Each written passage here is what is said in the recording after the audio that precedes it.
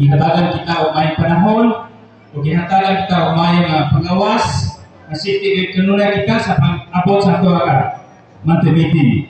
So in behalf sa ato kapten, Honorable Jan Alcantara, usab ang ato nga barangay official, mga barangay official, apan mula dire apan ato giwinag usab, labi usab ang ato nga Office of DSWD, CSWD officers, sa wala dire baso lamang wala sa dire utungan, ang atong senior citizens, Mrs. Atong chairman sa senior citizens, Mrs. Sumalpong, Vice Chairman, usap si Mr. Valor, kanyang tanan mga senior, mga ginikanan, kaniya karon dire itungan, itambong atong meeting, may buta ka atong tanan.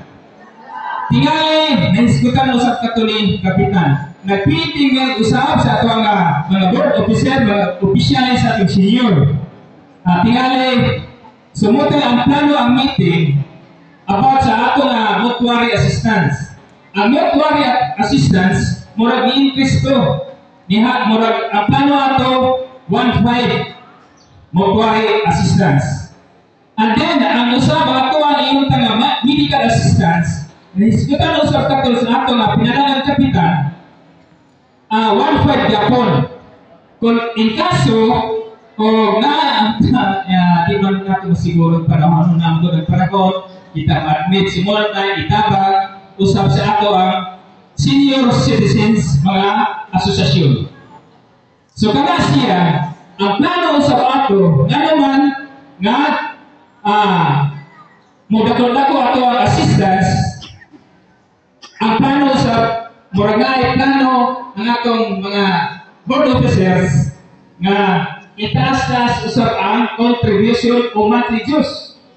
Kaya di na magod pa ang proyekt ka na tingali, i-open usap na tingali usap karon 15 mo misis another anak, ipa-aprobahan usap ya kaninyo para kaya kinisap makatabang usap sa ato ang kalibukan. Kaya di naman ingon na kinikanagwarta gamay na kahit apan tungkol sa atong pagtinabangay, sa atong mga asosasyon, mga manay likod, makatabang kayo sa atong matag pamilya, natong mga kaigsunan.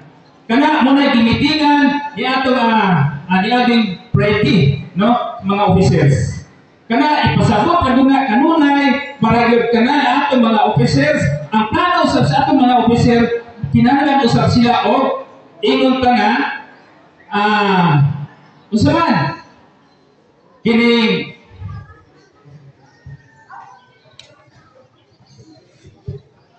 honorarium.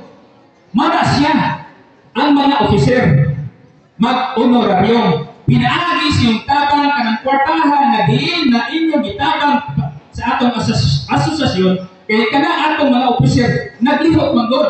Naglihok para usap ang kwarta na pondo dili makuhaan. So gipaagi ko ingunana na sila ang galihok na agoy inong taga honorarium.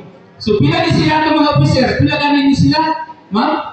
1, 7, 15. So bahino na siya. Kana siya gamay ra na kayo sa ilang panganag serbisyo kay gani atong imagine no si Ma'am Bilya kanunay gapaluak sa tuang mga pangalan, ibalitid ko inyong pangalan para sa kana kamo siya madala sa master list. Kung kamo mawala sa master list, sayang kayo mingon mo nga ako wala nakadawat sa maong pensyon apan kay wala man inyong pangalan sa master list, di ba? Kinahanglan yun mo pa-member dito sa atuang asosasyon officers Ma'am Bilya. Naduog ninyo, nasabtan ninyo? So hinapon pa na kining atong asosasyon magpadayon, healthy kanuna atong panglawas, kay matagtuig na may tabang sa gobyerno. Ato sa tayo pasalamatan, no? Nga katong nakadawat o uska, katong 10,000. Salamat kayo sa atong national government nga diin ang ato ang senior citizen na tabangan gayon pinaagi sa pagpanikamot usab ng bilya o sa atong mga opisyal sa gobyerno. So daghang salamat ug mayong buntag kanatong tanan.